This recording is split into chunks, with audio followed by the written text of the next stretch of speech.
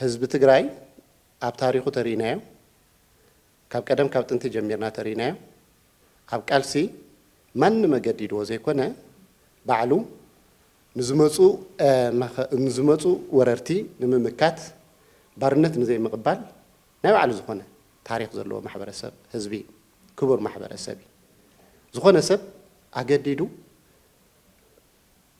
ገፊፉ ከጋድሎ ዝኽእል ዘይኮነ ሕብረተሰብ ምክንያቱ ባርነት ዘይቅበል ንናጽነቱን ንኽብሩን ዝጭነቕ ሕብረተሰብ ስለዚ ከምዚ ዓይነት ተግባራት ክህሉ እዮም ዝብል እምነት የብልና ምዝ ተሓይዝና ምስግፋ ሓደ ክንብሎ እንደል ነገር ኣሎ መብዛሕትኡ እቲ ሓበሬታ ወይ ከዓ እቲ ፕሮፓጋንዳ ከምታይ እዩ ዝወፅእ ዘሎ ዝብል ሕብረተሰብና ብደንብ ክርድኦ እንደሊ ሓደ ኣብ ኣዲስ ኣበባ ኣብ ቀረባ ግዜ ዝተጣየሹ ውድባትን ብልጽግናን ኣብ ውሽጥና ዘለው ሓምሳይ መስርዕ ኢልና ነቕምጦም ኣካላትን ዝተዋደደ ስራሕ ይፍጽሙ ኣለዉ ይገብሩ ኣለዉ ዝብል እምነት ኣለና ናይ ባዕሎም ዝኾኑ ሰባት ኣብ ከተማ ብምብታን ሰብ ተረጋጊኡ ስርሑ ከይሰርሕ ክርዕድ ክብተን ዝገብር ወረታት ኣብ እንዳቡን ኣብ ታክሲ ኣብ እንዳምኑይ ኣብ ዝኸድካዮ ወረታት ኣለዉ እዚ ናይ ባዕሎም ኣጀንዳ ናይ ባዕሎም ፕሮፓጋንዳ ንምስፋሕ ዝኸድዎ ዘለዉ ክያዶ እዩ ብልጽግና ካብ መጀመርያ ጀሚሩ ህዝቢ ትግራይ ንኸጥፍእ ዝተለዓለ ሓይሊ ስለ ዝኾነ ግዴቱ ይመስለኒ ነገር ግን ተጋሩ ኮይኖም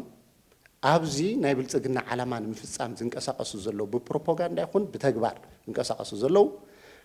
ብጣዕሚ ንሓዝን ህዝብና እውን ክርድኦም ክፈልዮም ንደሊ ምስ ብልጽግና ዘለዉ ኣብ ኣዲስ ኣበባ ዘለዉ ንሕና ጻዕዳ ባንዳ ኢልና ነቕምጦም ኣካላት ንሳቶም ግልፂ ሕብረተሰብና ይፈልጦም እዩ ይርድኦም እዩ ኣብ ኣዲስ ኣበባ ዝኸደ ፖለቲከኛ እውን ህዝብና እንታይ ዓይነት ኣመለኻኽታ ከም ዝሕዝ ፍሉጥ እዩ ተዋና ፀገም ኮይኑ ዘሎ ኣብ ውሽጥና ጸሊም ባንዳ ኢልና ዘቕመጥናዮም ወይ ከዓ ሓምሳይ መስርዕ ንብሎም ንሳቶም እዮም ከቢድ ሓደጋ ንህዝቢ ትግራይ ኮይኖም ዘለዉ ምክንያቱ እዞም ሰባት እዚኣቶም ክትፈልዮም ከቢድ እዩ ኣይትፈልጦምን ኢኻ ምክንያቱ ህዝቢ ትግራይ ዝደልዮም ዝዛረቡ ኣብቲ መኸተኹም ዘለዉ እዮም ሓሳባቶም ኩሉ ነገራቶም ዘርእዩ ብተግባር ግን ናይ ብልጽግና ዓላማ ንምፍጻም ዝንቀሳቐሱ እዮም ብዝተፈላለየ መንገዲ ውድብና ዘረጋገጾ ሓምሳይ መስርዕ ኢልና ንድምድሞም ኣካላት ዝተፈላለዩ ኣካላት ኣለዉ ኣብዚ ግልጽ ምግባር ተዘየድልየ እኳ ከም ውድብና ግን ጥሉል ዝኾነ ሓበሬታ ዘለና እዩ እዚ ሓምሳይ መስርዕ እንታይ እዩ ዝገብር ዘሎ ንኣብነት እኳ ኣብ ትማሊ ዝነበረት ኣብ 05 ከባቢ ዝተፈጠረ ተርእናዮ ድራማ ናቱ ኣካል እዩ ህዝቢ ክረጋጋዕ የብሉ ናይ ባዕልኻ ካሜራ ተዳሉ ኣብቲ ሕብረተሰብ ሓበሬታ ክብተን ትገብር ክእከብ ትገብር ብቀትሪ ሓንቲ መኪና ዳሊኻ ህዝቢ ናብ ራዕዲ ዝወስድ ተቐባልነት ዘይብሉ ተግባር ምዃኑ ከም ውድብና ኣጻሪና ዝበጻሕናዮ እዩ እዚ ብመንግስቲ ደረጃ መግለፂ ክወሃበሉ እውን ንጽበ ኣለና እዚ ተግባር እዚ ንሕብረተሰብና ዝብትን ንሕብረተሰብና ዘዳኽም ዓዲ ኣልቦ ዝገብር ኣካይዳ እዩ ስለዚ ኣብ ዝተፈላለየ ቦታ ኣብ ዝተፈላለየ ውዳበ ብውልቀ ደረጃ እውን ዘለዉ እዚኣቶም ህዝብና ክቃለሶም ፃውዒትና ነቕርብ ብፕሮፓጋንዳ ናይ እዚኣቶም ሕብረተሰብና ከይብተን ሕብረተሰብና ከይርዕድ ኣድህቦ ክበሎም ክቃለሶም ንህዝብና ፃውዒት ነቕርብ ብጣዕሚ ሓደገኛ ኣካይዳ ዝተናበበ ኣካይዳ ዓላማ ናይ ብልጽግና ንምፍጻም ዝኽየድ ዘሎ ኣካይዳ ከይዱ እንታይ ረብሓ ከም ዘምፀሎም ምንም ግልፂ ኣይኮነን ዘይሩ ግን ይኸድዎ ኣለዉ እቶም ድራማታት ሕብረተሰብና ክርድኦም ብደንብ ንደሊ ዝምልከቶ ኣካል ሓይልታት ጸጥታ ትግራይ መንግስቲ ትግራይ ነዚ ኣትሪሩ ክቃለሶ ዘየዳግም ውሳነታት ክውስነሉ ፃውዒትና ነቐርብ ምዚ ስለዚ ኣፍቱ ግፋ ዝብል ዘለና እምነት እዚ እዩ ነገር ግን ከም ብሄራዊ ባይቶና ንገብሮ ቃልሲ ሕብረተሰብና ተገዲዱ ክግፈፍ የብሉን ኣሚኑሉ ምክንያቱ ካብ ትግራይ ወፃኢ ካልእ ዓዲ የብሉን ጸላይ ተሪርና ተዘይተቃሊስናዮ ከጥፈና ካብ መጀመርያ ጀሚሩ ዝኸደሉ ክያዶታት ክሳብ ሕጂ ዘቐጽሎ ዘሎ ናይ 100 ዓመት ትልመውፅኡ ዝተፈላለዩ ሓበሬታት ንፈልጦ ህዝቢ ትግራይ ንምጥፋእ ስለ ዝኾነ ብኡ ዝምጥነ ካይዳ ብኡ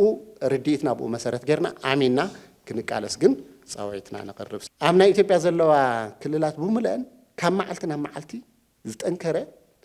ሓይልና ፈጠራ ይከዳሉ ናይ ኦሮሞ ክንብል ንኽእልና ብሚልዮን ዝቁፀር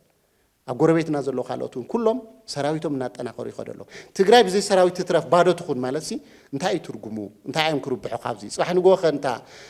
ንሶም ዋላ ንኣብነት ንበል ሕልሞም ተሳቂዕሎም ስልጣን ተዝሕዙስ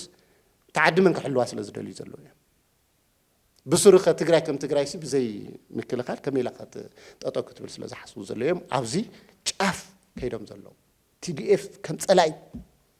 ክፈርስ ኣለዎ ዝተፈላለዩ ዓይነት ስራሕ ዝሰርሑ ዘለዉ ሲ በየን ስልሒት ስለ ዘስልሕዎ ዘለዉ እዮም ዝብል እዚ ህብረተሰብና ክርድኦ ንደሊ እዚ እውን ክልተ ጫፍ ተፈጢሩ ኣሎ ሰራዊት ትግራይ መድሕን ናይ ትግራይ ዝብል ሓደ ሓይሊ ኣብ ትግራይ ዘሎ ሓይሊ ንገልጽ ኣለና TDF ክፈርስ ኣለዎ ትግራይ ባዶ ክትኮን ኣለዋ ትግራይ ምክልኻል የድልያን ዓርሳ ባርነት እዩ ዘድልያ ዝብል ከዓ ካልእ ሓይሊ ተፈጢሩ ኣሎ ንTDF ንኽፈርስ ብዝተፈላለየ መንገዲ ዝቃለሱ ዘለዉ ኣትሪርካ ክትቃለሶም ፃውዒትና ነቕርብ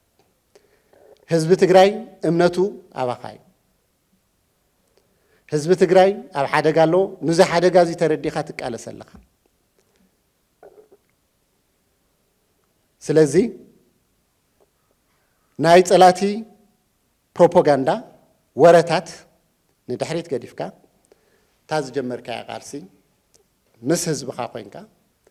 ምስ ኣብ መኸተ ዘለዉ ውድባትን ሓይልታትን ኮይንካ ንህዝብኻ ሓራኽ ተውፅእ እቶም ዝተቐመጡ ሓደ ክልተ ሰለስተ ተባሂሎም ዝተቐመጡ ዓላማት ቃልሲ ህዝቢ ትግራይ ክተፈጽም ፃውዒትና ነቕርብ ሓደ ጉዳይ ላዕላውነትን ምርጋጽ ህልውና ተጋሩን እዩ ንምንታይ ኢና ክንስለፍ ኣለና ንብል ዘለና ንምንታይ ኢና ሎማዓንቲ ከም ውድብ ኩሉ ትግራዋይ ቆፎኡ ከም ዝተተንከፈ ንህቢ ኣብ ህልውና ንምርግጋጽ ክስለፍ ኣለዎ ንብል ዘለና ላዕላውነትና ይተረጋገጸን ህልውናና እውን ገና ይተረጋገጸን ላዕላውነትናን ህልውናናን ነረጋግጾ ተሰሊፍና ሓደ ኣካል ሓደ ኣምሳል ኮይና ክንቃለስ ከለና እዩ ካልኣይ ብልጽግና ሕቶ ተጋሩ ንምምላስ ድልዎ ኣይኮነን ሕገ መንግስቲ ክኽብር ውዕል ክኽብር ድልዎ ኣይኮነን ስለዚ ሕቶና ዘይምልስ ኣብ 4 ኪሎ ዝዓረደ ስርዓት እንተልዩ ሕቶና ንክምልስ ኣገዳዲ ኩነታት ወይ ከዓ ንስምዐሉ ኩነታት ክንፈጥር ኣለና ማለት እዩ ካሊእ ዝተፈናቐለ ህዝብን ዝተወረረ መሬትን ኣለና ህዝብና ክምለስ ኣሎ መሬትና እውን ናብ ሰዋናኡ ክምለስ ኣሎ ስለዚ እኹል ከው ዘለና ምኽንያት ኣለና ንኽንስለፍ ንብሎ ሓደ እዚ እዩ ብራብዓይ ደረጃ ህዝቢ ትግራይ ፅንተት ወይ ከዓ ጀኖሳይድ ተፈፂምዎ እዩ ፍትሒ የድልየና እዩ ፍትሒ ኣይረኸብናን ኣብዚ ዓለም እዚ ፍትሒ ትረክብ ሓያል እንተኮይንካ ጥራሕ እዩ ድኹም እንድሕር ኮንካ ዓቕምኻ እንተዘይኣኪብካ ሓድነትካ እንተዘይሓሊኻ ቆላሕ ዝብለካ ዝኾነ ዓለማዊ ሓይሊ የለን ፈንቂልካ ክትስእን ክትብድህን ጥራሕ ኣለካ ስለዚ ተጋሩ ከም ከልቢ ተቐቲልና ተደፊርና ሱቕ ንብል ኣይኮናን ሰብ ክብሪ ኢና ሰብ ስልጣነ ኢና ንፍተን እምበር ኣይንሰዓርን ክንፍንቅል ኢና እዩ ንትግራዋይነት ዝምጥን ኩነታት ኣይኮናን ዘለና ሕዝ ዘለና ኩነታት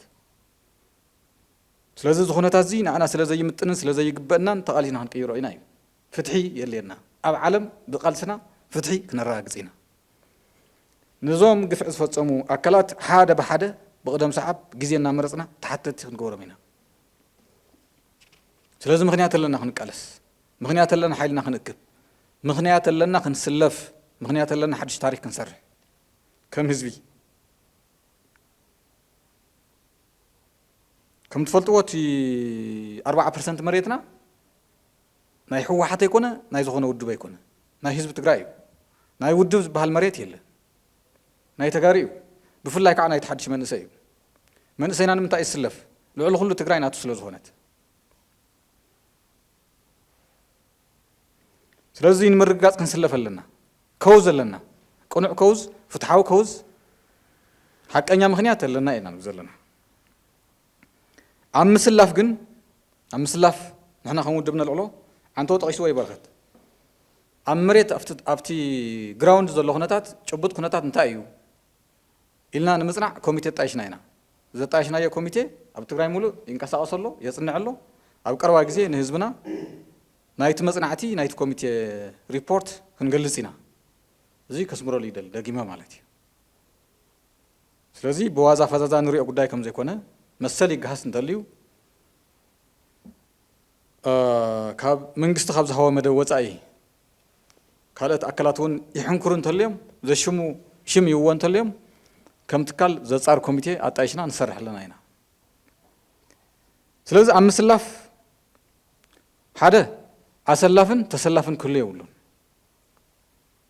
أسلافن تسلافن كل يولون كله بعلنا أيو بعلوانا أيو كالي أجدادن تجدادنون كل يولون هذا زجدد كالي زجدد كل يولون تقرأنا كلاتنا كلاتنا معرن قال سلا معرن سوء لا معرون مسلن حتت سلازي أبناء تقرأ قداي كساب زجدد سبنت الليون تحتاتيو أبناء تقرأ قداي نعت كجدد زمكرون تحتاتيو كل يوم تحتاتيو بتو كساب زجدد سبون ويبناي وعلو سنفنا ويبناي يسأل بروباغندا ويبنايتنا نايت تحزاز أجم بناي منقسم مالتي ناي تجارة تحزاز أجم زي سلف نحر كوينو تحتاتيو كالي فتحوا من قدي كله تقرأ يبقى أنا ألسنا خاله زجدد أنت اللي وانت تحتاتيو من سينا استفلا عليه بروباغندا بوتين تمسوا علامة يدون قروا له يوم كم تتقصه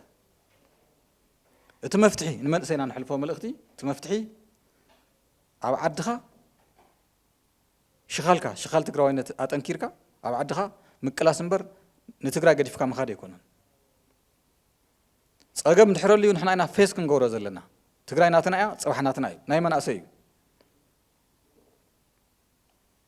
تقرأ مدحن زي كونت كالي عد مدحن كون أي خير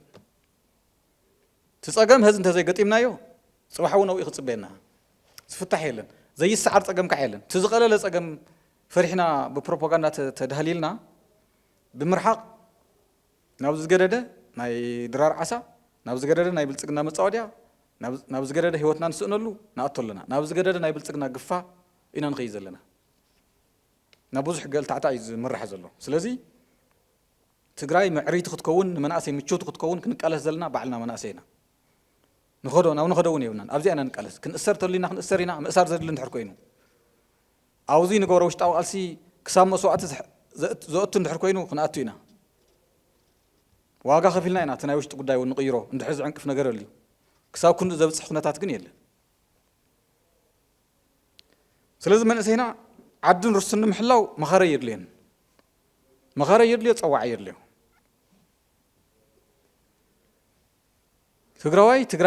تقراي محلاو بحافة شخات من سي تقراي محلاو أجدادي خن تصوعي أير ليني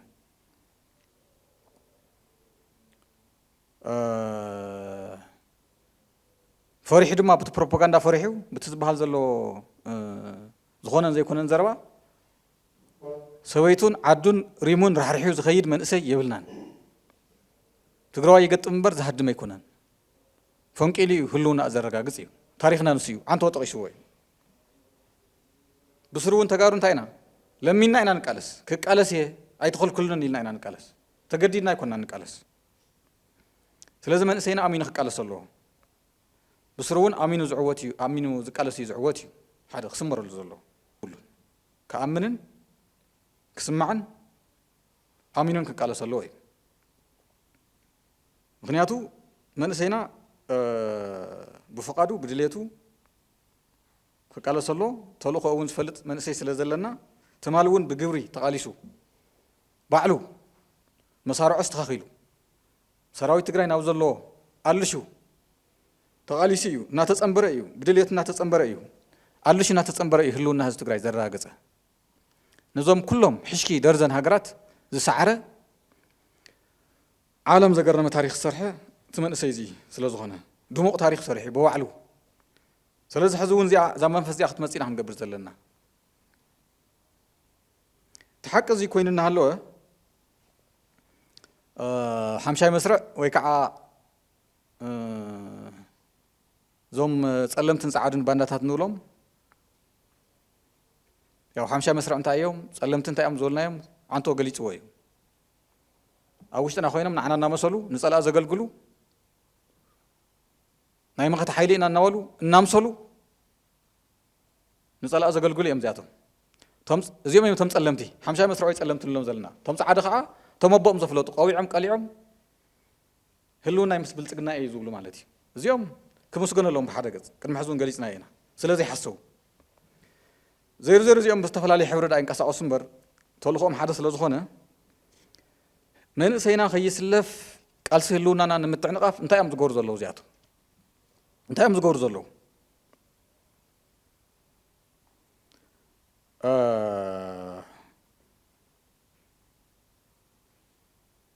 زيادهم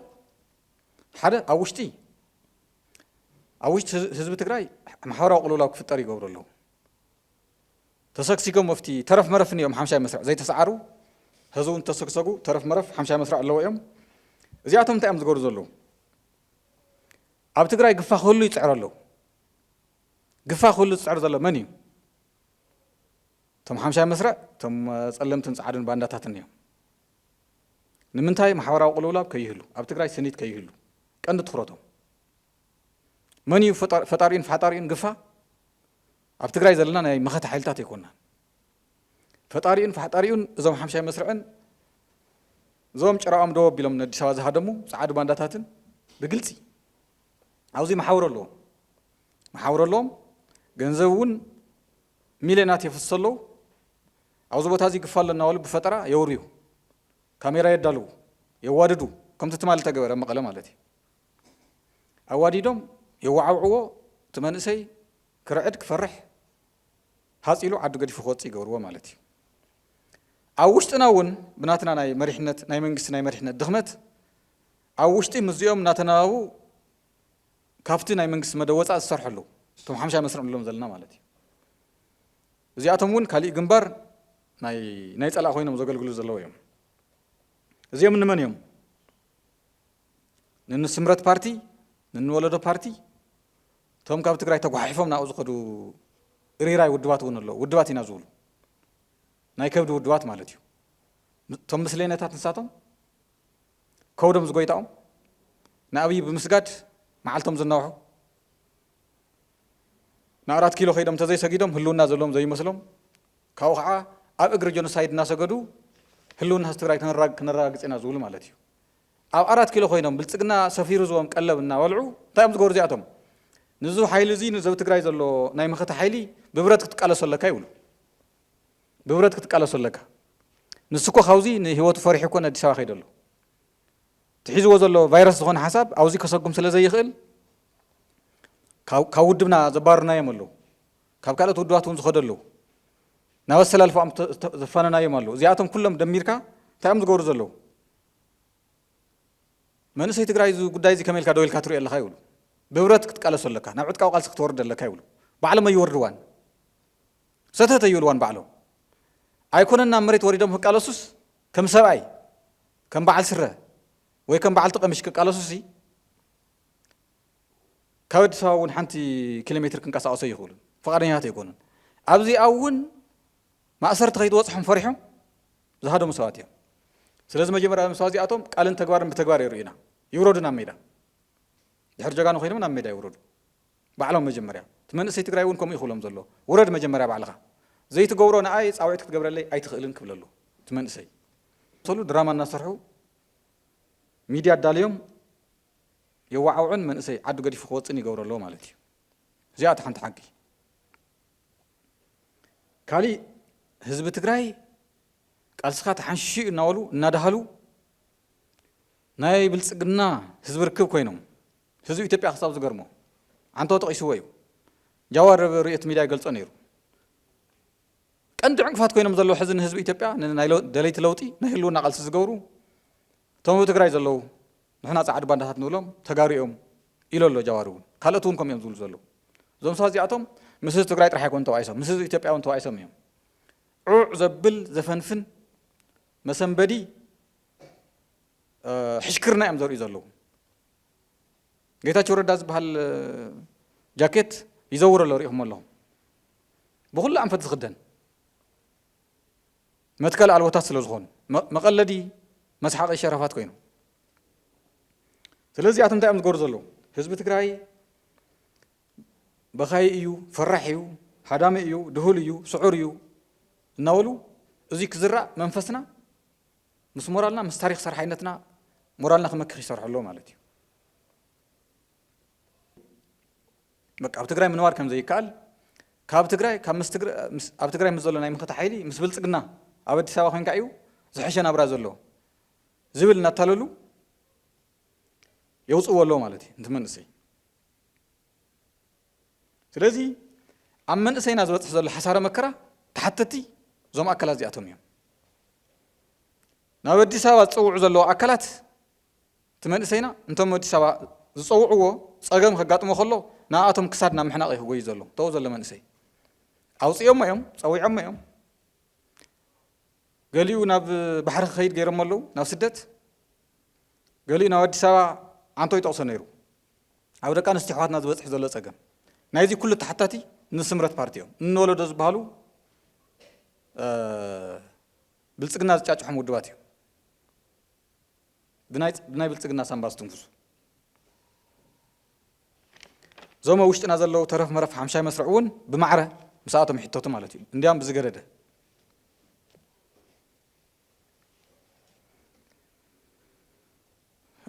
سلذي من سينا زم سلمت نصعدن باندات من سينا من سينا زحرق سراح يسرحوا من سينا زسنبت سراح تواديدهم بناوش تسرعيتهم يسرحوا عدو كقدف كم عد هاتي لخطف يجوروا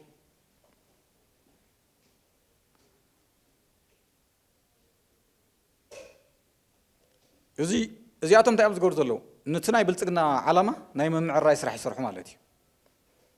خاو بلتقنا أنت عايز قبر زلو حدا توم كاوزي زخدو مناسي ما كبي ويكع كونسنتريشن كامب أدالي الله مالتي بلتقنا كاوزي زخدا مناسي بملو ناو حدا نمكاب كونسنتريشن كامب أدالي الله مخنياتو توم ناي بلتقنا تجارب بزح جزعية صريح مسلا زلو كلاي كاب تجراي زوج TDF زنبرة النات مزجبة أويكم زلوا تصنعوا بملو تمرميرو فولي إسروية تدالي لله مأسارون جميرة ملو مالتي نايجي تحتتي نسمرت بارتيو أدسوا زلوا صعد بانداتاتيو سويعم ناو كونسنتريشن كامبن TDF زنبرة خانا إسروية تنيات الله مالتي نايز مكرا سوانا تساتهم يوم أب تجراي زلنا نايم خت حيلتات أيكونان أنا ما خمت بتاعي برخز زولو هلو الناس تجراي نمرقات حزب تجراي كي يعصو حزب تجراي محازا ألبو خيخون محازا خلو مواصل حزب تجراي كسسن نصرح لنا تعاتينا نصوم TDF نمفراس يصرحوا من سيد تجراي عد خي كلاخل مريت خي ملس هاسي لخط أفن ناقورو ناب جونس هيدر كسجد نابل سجنا خواحج ناقورو ينقص عصر الله مالتي نازيهم تلمت مزن ألوي أب تاريخ تجراي ون مزيهم زوارا دريلن ساساي درجة انتهي قبر اللي بلسقنا تقرأي من سي ناقففك ناوت أولا يزبح المسألة أنبوتا يوصد له بلسقنا مالتي ساساي درجة زغورو اللي بلسقنا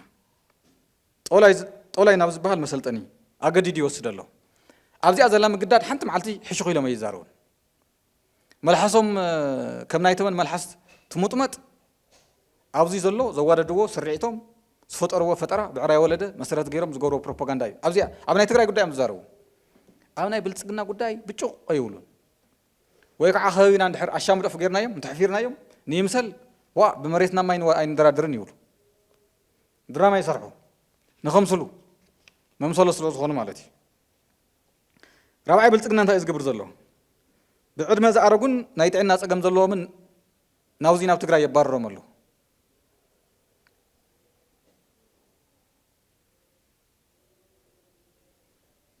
سلازي نمن سينا يكون هزبنا الناس أوعو خاب تجراي وصع النوالو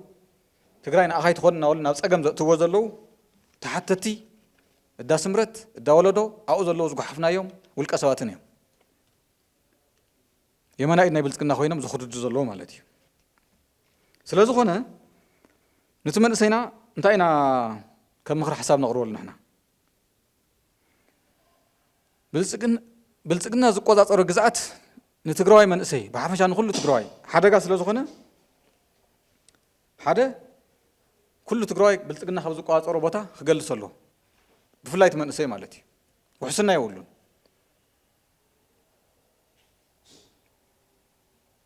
ብልጽግና ጽባሕ ነቲ ካብዚ ዝኸደ መንእሰይ ሆስቴጅ ሒዙ ኩነታት ምስ ተጀመረ መሬት ዕንቁ ምስ ኮነት ክኸውዶ እዩ ክኸውዶ ክገብር እዩ ናብ ፀገም ከእትዎ እዩ ስለዚ መንእሰይና ሆስቴጅ ኮይንካ መጻወት ብልጽግና ከይትኸውን ካብ ናይ ብልጽግና ዝቋጸሮም ቦታታት ክትርሕቕ ኣለካ እዩ ካሊእ መንእሰይና ከይቃለስ እንዲኦም ካብ ትግራይ ክወፅእ ዝገብርዎ ዘለዉ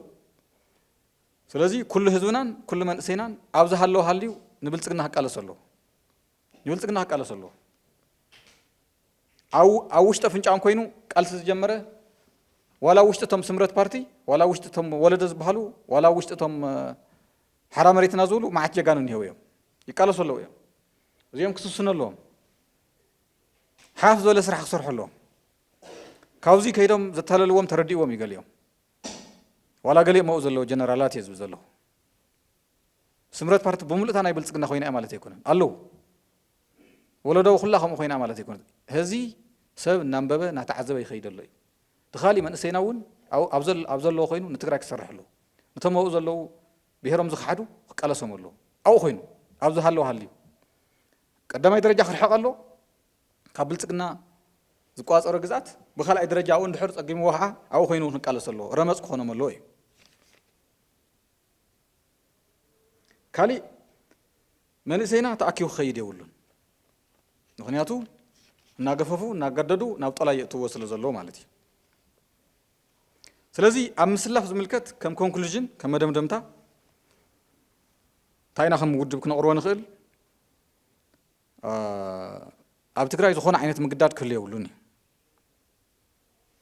ምክንያቱ ንሕና ብቑዕ ምክንያት ኣለና ከም ህዝቢ እቱ ከውዝና እቱ ምክንያትና ደሚቑ ክወፅእ ኣብያት ናይ ሓምሻይ መስርዕ ዘይኮነስ እቲ ምክንያትና እቲ ከውዝ ደሚቑ ክወፅእ ክንገብር ኣለና እዩ ክንቃለስ ኣለና